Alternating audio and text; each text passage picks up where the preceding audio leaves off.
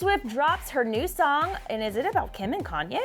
Justin Bieber has been pursuing Selena for months. And Kim Kardashian and Jennifer Lawrence play Who'd You'd Rather. All that and so much more on today's Rundown.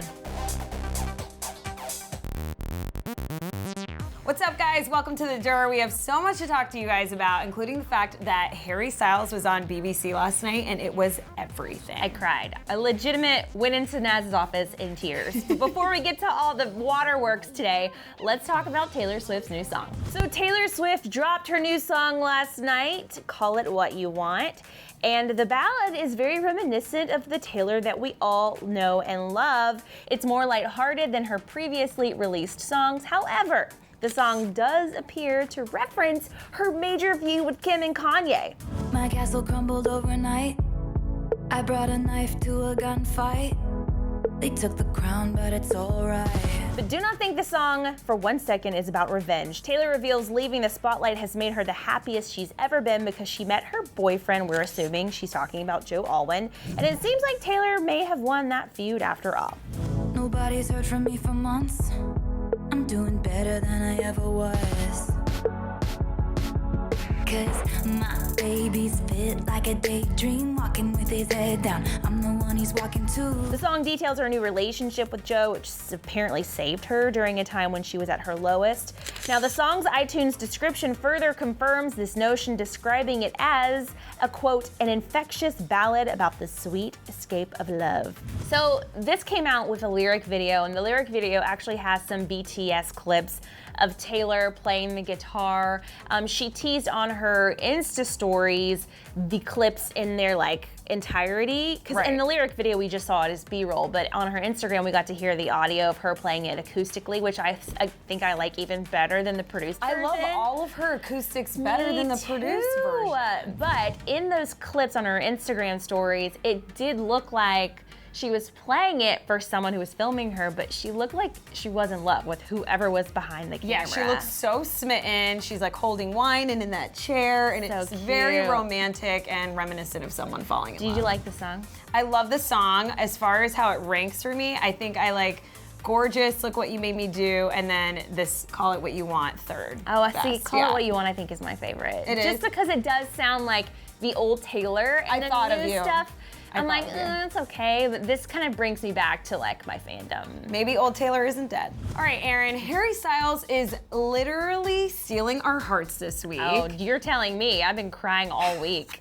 But the fact that I woke up this morning, I'm sure you guys have already seen, he uploaded a photo, and in the caption it says Kiwi November 8th, teasing something happening on November 8th. So we don't know if it's a music video or if he's officially releasing Kiwi as a single. But on top of that, last night he was on BBC, and there was a BBC special about him, and it was just gold. BBC One radio host and Harry's longtime BFF, Nick Grimshaw, helped Harry stay grounded by bringing him to a retirement home. In this adorable clip, Harry and Nick play bingo with a group of elderly people, and Harry actually calls out the numbers. The best part is that one of the bingo prizes was Harry's album, and none of the winners choose it. Come and choose yourself a lovely prize. What are you going to go for, Olive? Take the album, Olive. I like these sweet chocolate. Nick must have been determined to not let Harry's fame get to his head, because he also brought up Harry's worst outfit. We all know that throughout the whole tour, Harry has been wearing these custom Gucci suits and looking absolutely incredible. But apparently not everyone thinks so, because when Nick asked Harry if he knows what comes up on the internet when you type in Harry Styles' worst outfit, the result is pretty hilarious. Okay, I thought it was good, but I still think it's good. Yeah. All right. I'm going to say it's the black and white floral suit. Bingo. And the icing on the cake of the whole special was Harry singing some of our favorite songs live and having us reminisce of when we saw him in concert. You didn't even mention my favorite moment, which What was is your at the favorite end moment? when they interviewed all the old people, and they were like, what did you think about today? And they were talking about how fun it was, and then this one gentleman mentioned that he was like having those people here, because even he didn't know, they did not know it was a famous person. They didn't That's what I know Harry. loved. Yeah, they just that's thought he the was like a best. cute kid. Right. He was like, having them here today really meant a lot to me, and I was like, It's so cute. I'm gonna get emotional even thinking about it. Seriously. I know. I wonder if Harry just is so weirded out by being in a room with people who don't know who he is. Like He's probably so happy. He must have totally loved it and been so grounded because anywhere he goes, he is just followed. All right, guys, we're gonna keep the waterworks going because we have a Jelena update and it may surprise you.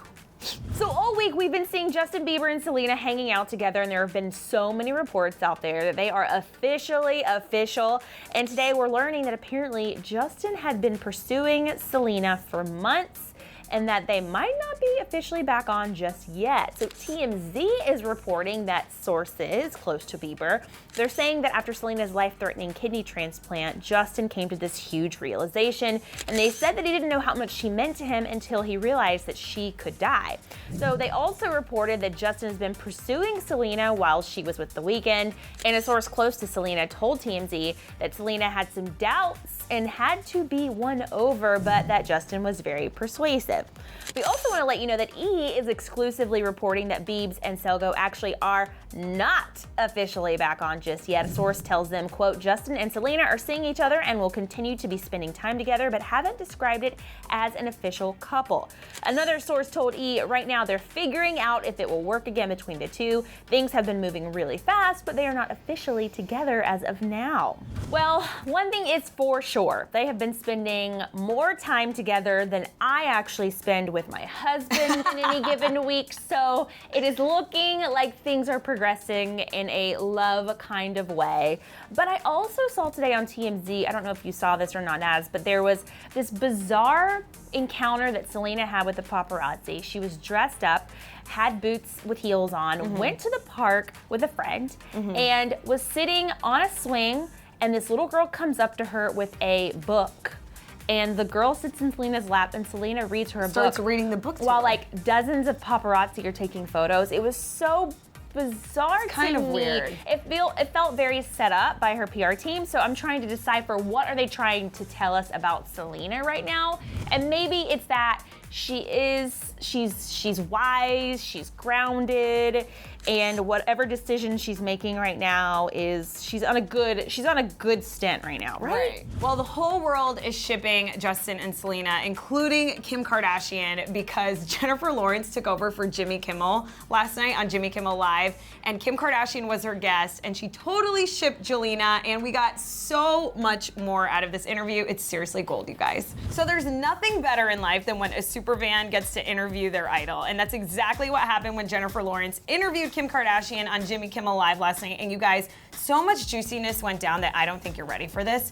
Right off the bat, Jlaw asked Kim if she thought it was coincidental that Reggie Bush's wife looks exactly like her, and that's pretty much when we knew it was going to be a great interview. So after talking about Kim's ex, the two started to reminisce about the time they first met each other, and it led to a very entertaining story of Jen and Kris getting wildly drunk at a recent dinner party at Kris Jenner's house. And apparently Jennifer stripped down in Kris's closet and basically made Kim style her for the dinner. You said, I'm not joking, I really want Kanye to style me. And so I said, okay, and then I come back in and you're fully butt naked. And we put on one of my mom's dresses and you wore it throughout the whole dinner. That story wasn't even the best part of the interview, you guys, because Lawrence asked Kim some of Kanye's weirdest habits, and Kim said that he's able to fall asleep anywhere, and then things got really juicy when Jen asked Kim what her thoughts are on Jelena. What do you think about Selena getting back together with Justin?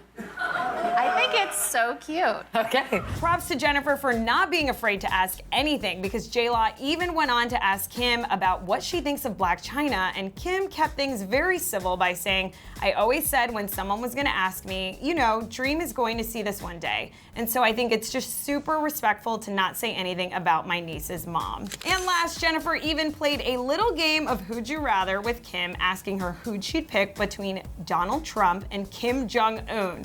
Neither woman would commit one way or the other on the spot. The full clip is 20 minutes long, you guys, and it's probably one of the best Kim Kardashian interviews we've seen in a long time. I'm just gonna say, What was your favorite part of the interview? it was beautifully awkward. Does that make sense? It was beautiful. It was, Jennifer Lawrence was so fangirly, but trying to keep it together, and it felt like there was a part of me that felt like Kim Kardashian was not loving it. Not loving it. I think you're right, because Jennifer asked Kim if she farts in front of Kanye, and Kim was like, I don't fart. Which is so Kim Kardashian. But one thing that I did learn about Kim in this interview is that she's super kind, she's very sweet, and it seems like she does want to make the right decision in her life, regardless of the situation. Like for her to plead the fifth on so many things, right? And was really politically correct not to upset anyone. I think she's got a good heart, you guys. All right, if you had to call it what you want something, what would you call it? Let us know in the comments your thoughts about the new song. And we also want to know what your favorite part of the Kim and Jennifer Lawrence interview was. Was it the part where she asked who lost her virginity first, maybe? If she farts in front of Kanye? Let us know in the comment section below. The fart part was my favorite. All right, guys, it is Friday. That means you need to go have an awesome weekend because we'll be back here on Monday. And things are gonna get crazy this weekend. I can just feel it in the air. Yeah, it is. Bye. Whoa. Click to the left to see Harry Styles slip on stage. Or click to the right to see Taylor Swift's original Gorgeous lyrics.